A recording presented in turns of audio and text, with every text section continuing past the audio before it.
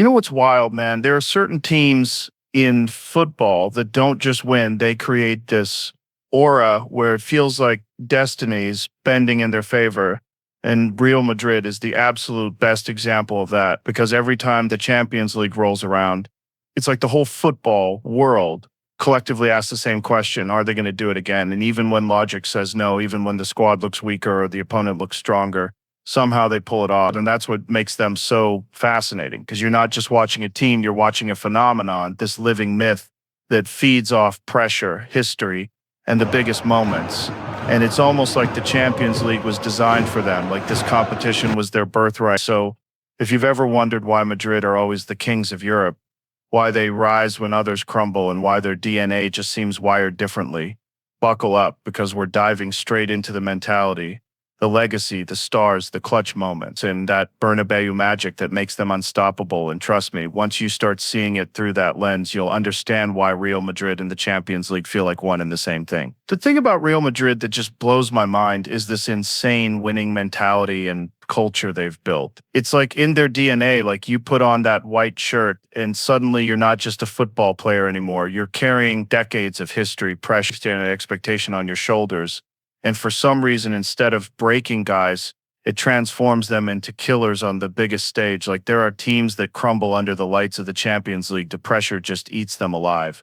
But Madrid, they live for their like sharks that smell blood. And it doesn't even matter if they're losing a game, down by 2 goals.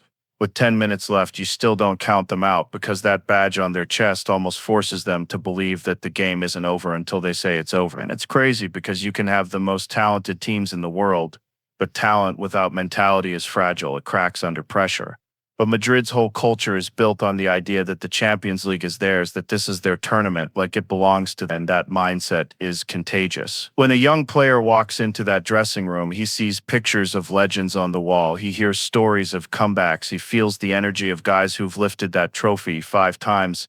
And it almost brainwashes him into thinking, this is just what we do here. And that's powerful because it creates this psychological edge where even the opponents start buying into it. They're like, oh shit, we're playing Real Madrid in the Champions League. And they feel that intimidation before the game even starts. And when you stack that culture year after year, decade after decade, you don't just have a football club. You have this aura, this myth, this identity where winning isn't a bonus, it's the bare minimum. And that's why even when the squad isn't at its absolute peak, they still find ways to get it done because the shirt itself, the culture itself, doesn't allow failure on that stage. And to me, that's scarier than any tactics or individual talent. It's like a mental superpower that no other club can quite replicate. You look at Real Madrid and the history and legacy part of it is just insane, man, because this isn't just a club with a few good years. This is a dynasty that's been dominating football for generations, like way back in the 1950s when Di Stefano and Puskas were running the show. They literally created the blueprint for European dominance,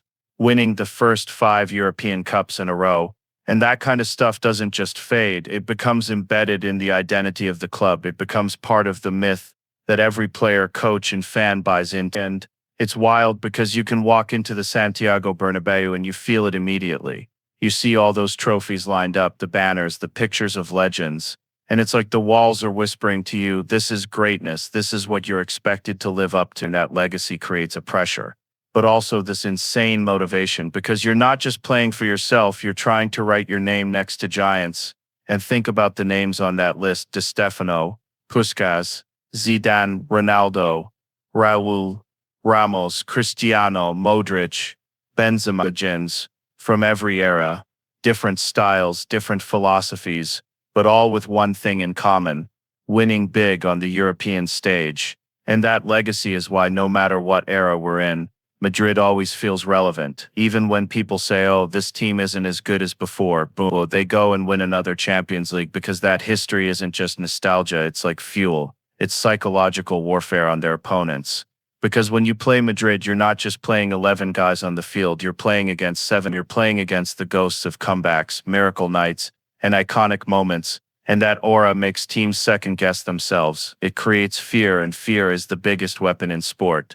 And what's so crazy is Madrid has refreshed this legacy generation after generation. They don't let it die. They keep adding new chapters like the Cristiano and Ramos years, then the Modric and Benzema era. And now even with the next wave of young stars, they're still carrying that same legacy forward. And that's what makes them so different. Because history for most clubs is just a story. For Real Madrid, it's a living, breathing part of their identity. And that's why their legacy is untouchable. What's nuts about Real Madrid is how they've turned clutch performances into almost a tradition. Like these guys don't just win, they win in the craziest, most dramatic, high-pressure situations, where normal teams completely fall apart, and it's almost like they prefer it that way, like give them a comfortable 3-0 win, and but put them down 2-0 in the Champions League semi-final with 10 minutes left, and suddenly they come alive. And you've seen it so many times it feels like a script. Whether it's Sergio Ramos in the 93rd minute against Atletico in 2014, or Cristiano scoring hat tricks when it mattered, or Benzema with those cold-blooded finishes against City and Chelsea, or even Modric dropping a pass so ridiculous that it changes the entire tide. They've built a reputation as the team that just doesn't die, and that's terrifying for opponent because how do you kill something that refuses to stay down? Like teams go into those games with a 2-goal lead and instead of being confident, they're terrified because they know Madrid is going to throw everything at them and somehow pull it off, and it's not luck, that's the craziest. It's composure, mentality, and this absolute refusal to panic. Like you watch their body language when they're losing, and it's calm, almost cold, because they've been here 100 times and they know the game is never over. And that collective belief fuels these iconic moments where one goal turns into two, and then suddenly the Bernabeu is shaking, the crowd is roaring, and the other team just collapses under the pressure. And it's wild because clutch moments are supposed to be rare. They're supposed to be special occasions. But for Real Madrid, it's just Tuesday night. It's just what they do. And that's why people call it the Champions League DNA. Because it's not about having the best squad on paper every year. It's about stepping up when it matters the most. And nobody in football history has done that like them. And honestly, when you look back at their recent runs, half those wins looked impossible at some point. But Madrid lives in that impossible zone. They thrive in the chaos, and that's why their clutch performances aren't just highlights. They're part of the mythology that makes this club feel supernatural in the Champions League. Real Madrid's whole story in the Champions League is written by stars and icons. Man, like you look at this club and it's like a hall of fame that just keeps refreshing itself every decade. They've always had that one or two players who not only defined their generation, but also defined the biggest nights in European football, like way back with Di Stefano and Puskas, literally creating the standard of what greatness in Europe looked like. Then fast forward to the Galactico era, with Zidane dropping that volley in 2002.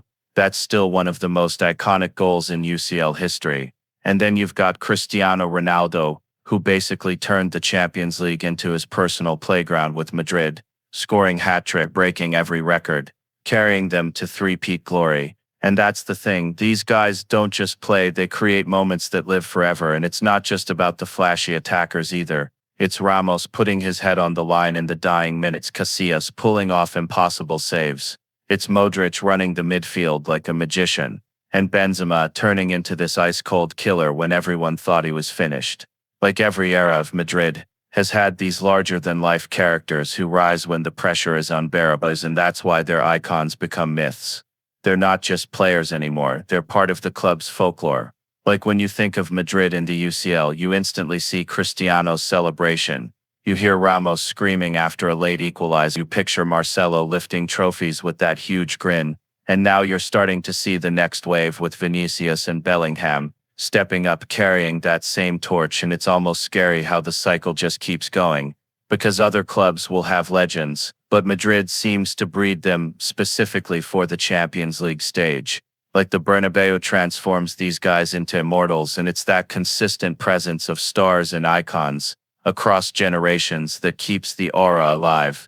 Because when you walk into that locker room as a young player, you're surrounded by reminders of greatness. And you either step up to that level or you don't survive. And most of the ones who make it, they end up carving out their own legendary chapter, which is why Madrid always feels like it's powered by more than just football. It's powered by the weight of icons who came before, and the stars who are writing history right now. Man, the Bernabeu effect is one of those things you can't really explain with stats or tactics. It's like this raw energy that just takes over a game and flips reality on its head. Because that stadium isn't just a place where football happens. It's like a living, breathing monster that wakes up during Champions League nights.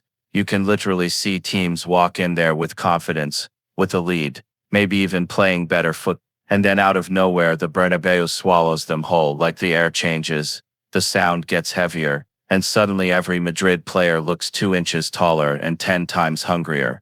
And you think about all the comebacks we've seen there, PSG getting destroyed in the blink of an eye, Chelsea melting down, City getting their souls ripped out. It's almost like there's something supernatural about that pitch. Like when Madrid scores 1 goal, the whole place erupts. And it doesn't feel like just a goal, it feels like a tidal wave crashing over the opponent. And you watch the other team's faces and you can see the fear creep in. They start making mistakes they weren't making 10 minutes ago. They start second-guessing themselves. And that's not just pressure. That's the Bernabeu effect. It's this psychological warfare where the crowd, the history, and the sheer weight of the badge all merge into this force that suffocates you. And the craziest part is the Madrid players feed off it like fuel. They look calm when they're down, because they know once they get that first spark, the stadium will do the rest.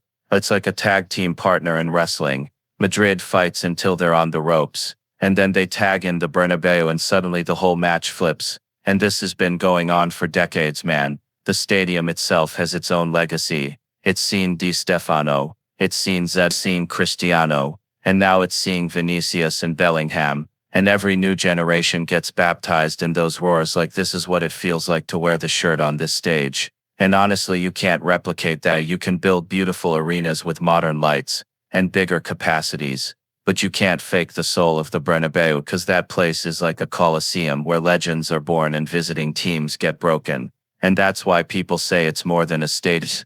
Madrid's biggest weapon in the Champions League. So when you put it all together, man, Real Madrid in the Champions League isn't just about tactics, or lineups, or who's in form. It's about this crazy combination of history, mentality, and that Bernabeu energy that just makes them different. It's like they were built for this competition, like they hardwired winning into their DNA decades ago, and every new generation just taps into it. And that's why no matter how strong other teams look on paper, when it comes down to those big knockout nights, you always have that voice in the back of your head saying, yeah, but it's Madrid and it's the Champions League.